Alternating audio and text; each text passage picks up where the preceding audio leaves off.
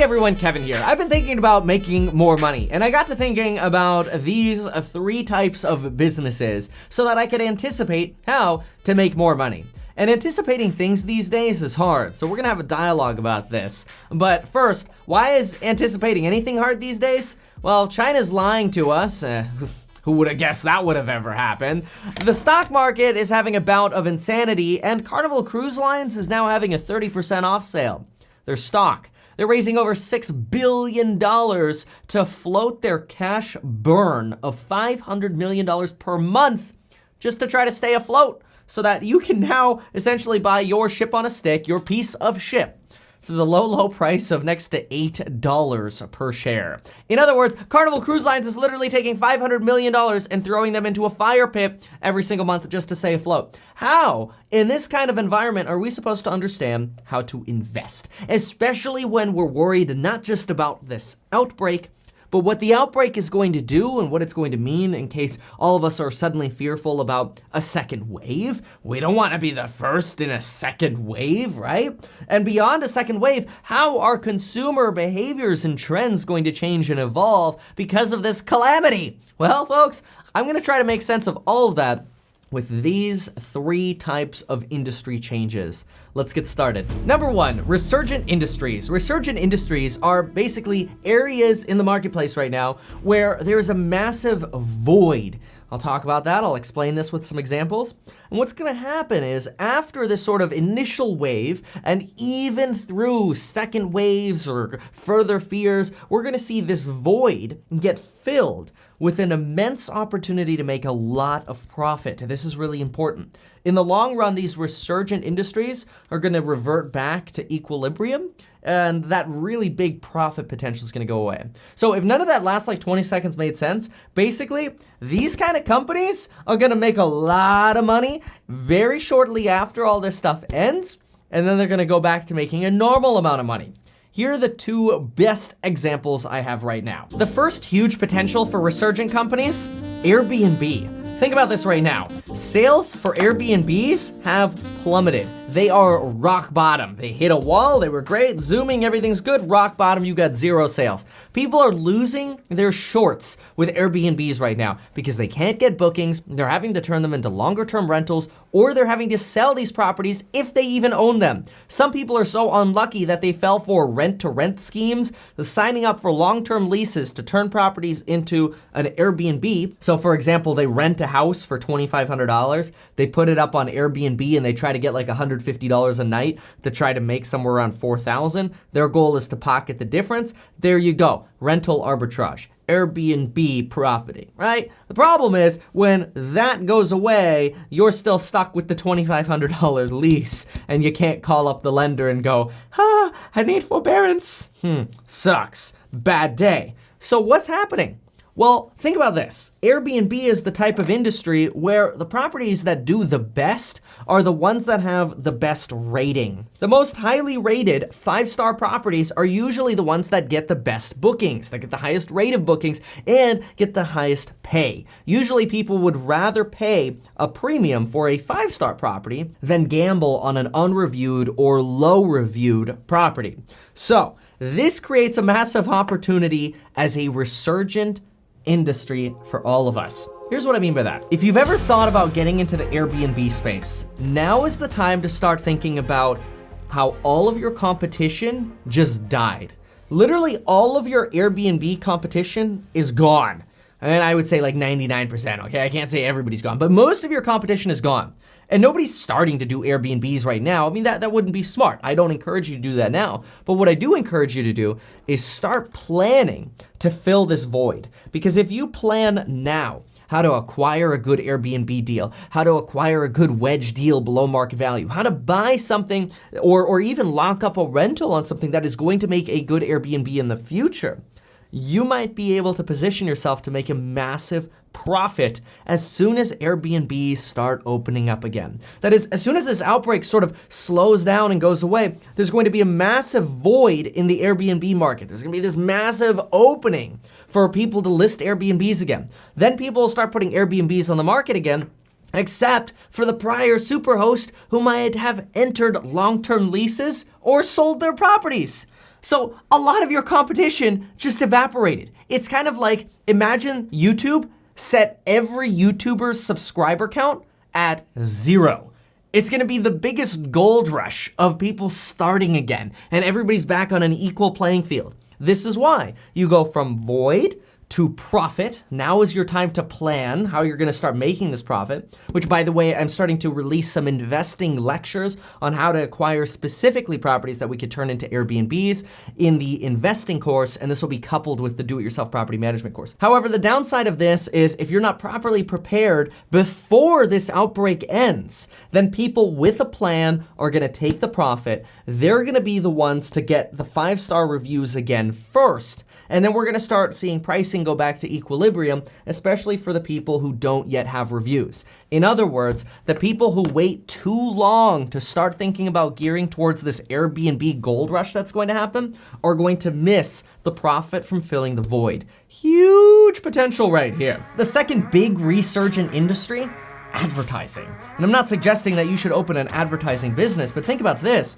Most realtors and people like construction companies or businesses of all sorts, no matter what kind of side hustle you have, even drop shippers, most people right now are pulling their ads. So right now we have a massive decline in the number of ads and the competition for ads, which has severely reduced the cost for ads. But what does this void also do? It kind of clean slates people's short-term memory. Think about Coca-Cola. I mean, we're all not gonna forget Coca-Cola, but let's just use them as an example. They spend billions on advertising to us to brainwash us into, gotta get a Coke. If I want a soda, I want a Coke. Well, when there's an advertising void and people stop advertising their products because they start hoarding cash, the consumer begins to forget. And sort of all that built up, maybe not all of it, but a lot of that built up branding goes away. So not only are we seeing this lack of ads right now and ad costs are coming down, but consumer minds are kind of getting clean slated. It's kind of like somebody's coming along and going, whoop, all that advertising you spent in the past just got erased. This creates a huge, massive opportunity for newer advertisers. So if you have a side hustle, if you have a business, you have a drop shipping store, whatever, the void in ad space as real estate agents, like I have a real estate agent sales course, all real estate agents, now is an excellent time to start planning your marketing strategy to list a ton of ads as we start hitting that curve turning point. And if you can lock in ad contracts now, for say 3 to 6 months from now, because sales reps are desperately trying to sell you ad space at a discount, now is the time to lock in ad contracts, because that's gonna go from void to profit, and then in the future, we're gonna be right back to the saturated EQ of overly sold ad spaces and way too many ads and way too expensive ads to where it's not profitable anymore. Airbnb and ads, huge resurgent opportunities. Now, what are some other possible resurgent businesses where we're seeing that void right now, which is gonna create opportunities in the future? Well, big voids right now in construction, cars, and lifestyle. Obviously, construction workers, a lot of them are unemployed right now, choosing to take those unemployment paychecks because, well, you gotta if you don't have a job. A lot of people don't want contractors in houses right now. A lot of contractors don't wanna be in people's houses who are potentially sick. But what's going to happen to construction after this is all over? Well, first of all, contractors are going to have a nightmare of a time trying to get employees again. This is going to create a big shortage in the availability of contractors, which means it's gonna take a while for the construction industry to rebound. However, my expectation is a lot of people are going to spend big money on renovations because they're gonna be sick and tired of the crap and dated stuff they've been living with. Now, I recommend to all my course members, do not spend money renovating your own property.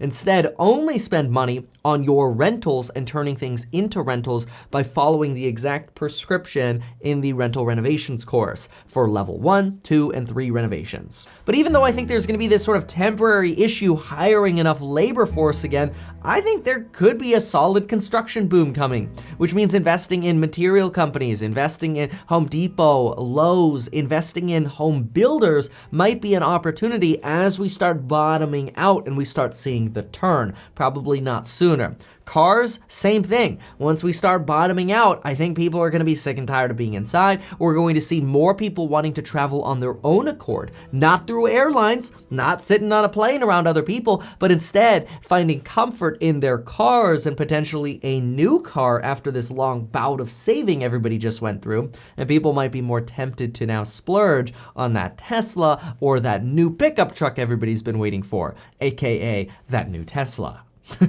Lifestyle, this is a big one. Let's focus on this potential void here.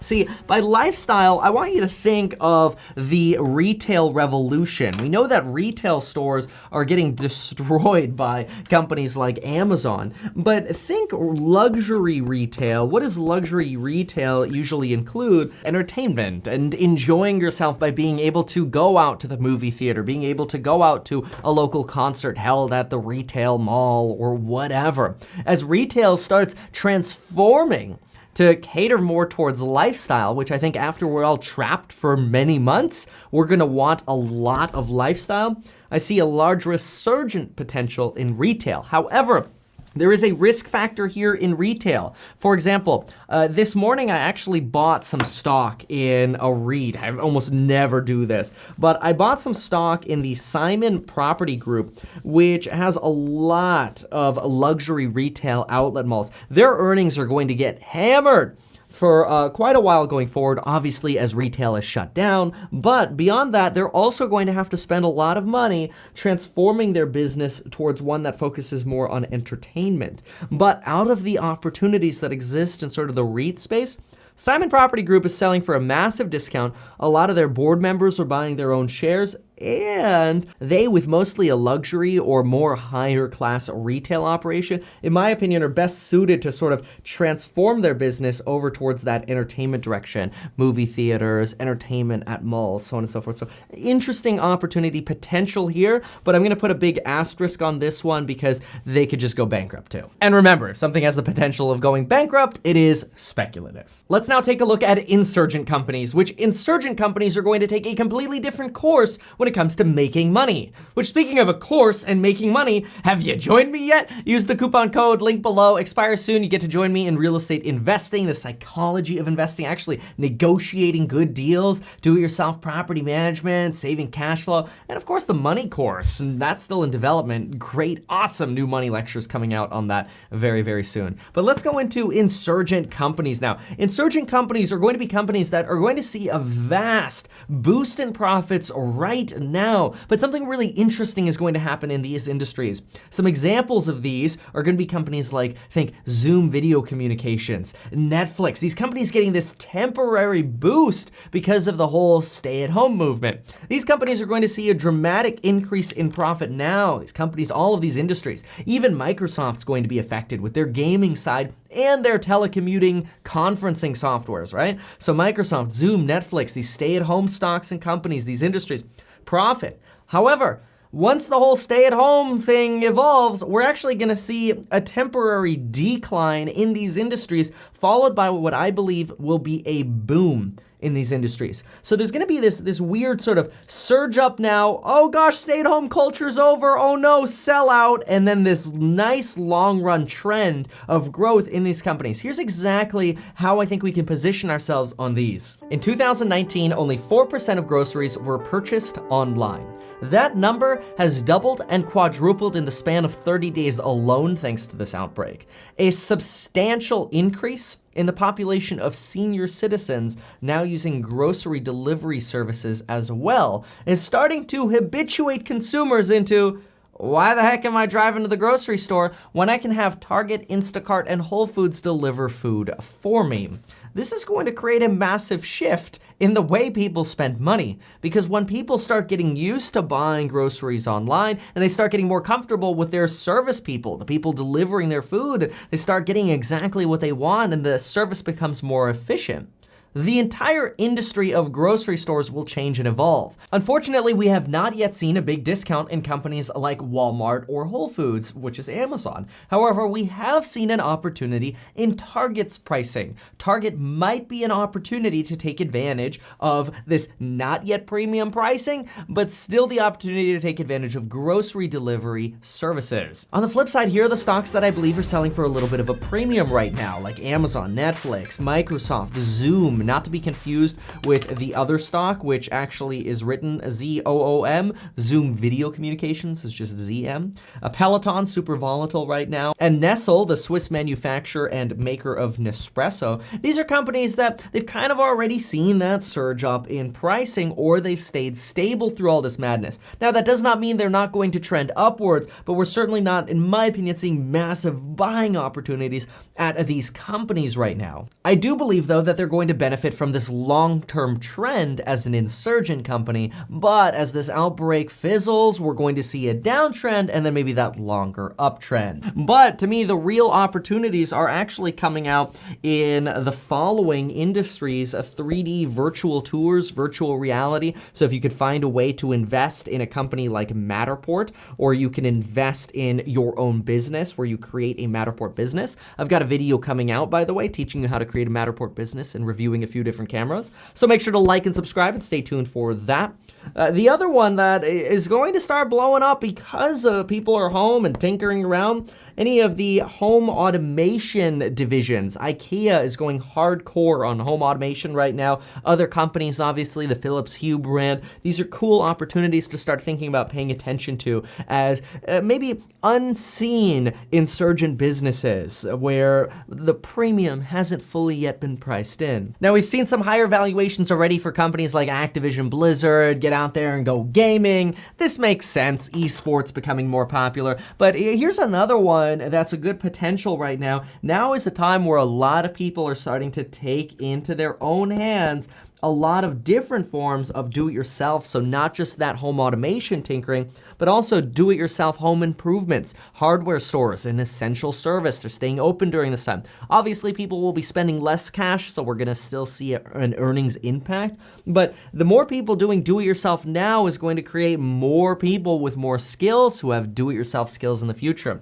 The same goes for do-it-yourself property management, learning how to manage your properties yourself so you can increase your cash flow and maximize your tenant leverage. I got a course on that. Very, very important. Now remember, when it comes to insurgent companies, the big thing we're seeing now are higher valuations now. I expect to see those valuations come down as all of this madness fades, and then I wouldn't be surprised if we start to see that long run growth as people have now changed their mindset and their habits to be more interested in these insurgent companies. So this is why I like these companies, newer technologies, the telecommuting, really, really good opportunities, just not at these higher valuations. So bottom line, not super excited about buying these companies right now. I am excited about do-it-yourself property management in 3D as an opportunity because you're doing that yourself. It's not something you're buying in at a potential high, and then we're gonna see that sort of short-term down and that long-run growth. So something to keep in mind about the insurgent companies.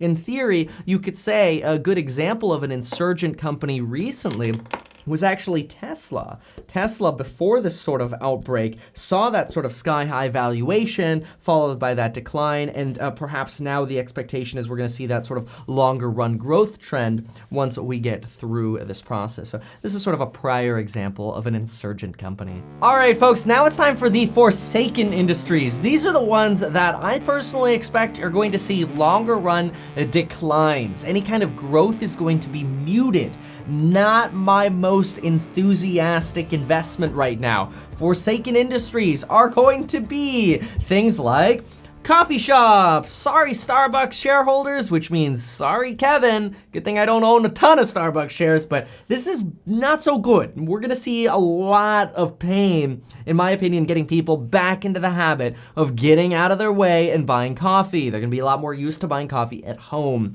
Also, office space. Wow, with this forced telecommuting, yeah, office space is still going to be important. People are going to want to go back to work to their office spaces, but the need to continue to grow when staff can essentially now have people working from home, Massive, massive revolution. Also going to see a revolution in the style of human resources. So if you've ever thought about getting a degree in human resources, in my opinion, we're going to see a revolution here towards people with skills in interviewing people via video. So if you're looking for a potential career, a career in human resources could be really interesting, especially as we see a surge in A, rehiring, and B, an industry that sort of shifts towards, well, rather than have you fly out and come into the office, let's just stick you with our human resource video conference interrogator expert here and have them screen you virtually before we spend a dime traveling you around. Which, speaking of businesses spending money on travel, the next industry that in my opinion is gonna get crushed in at least some form, business travel.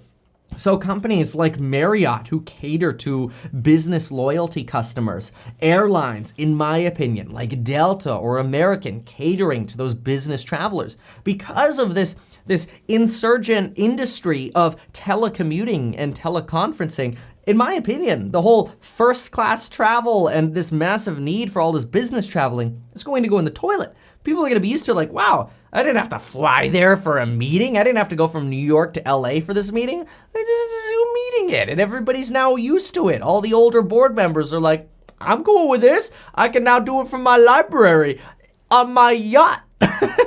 So if you were thinking about creating an Airbnb business in an area that mostly caters to business individuals, possible red flag for you. Obviously, I expect New York to still be okay in terms of business travel. This is a business mecca after all. But Airbnb is pretty much banned in New York. So do consider how these pieces of the puzzle all come together. Now, no, not Mufasa. We're talking real estate now. A big shift that I'm gonna be expecting is actually a shift. I hate to say this. I really hate to say this because I love multifamily, but tighter multifamily real estate with smaller units closer together, you're gonna get a hit because of this.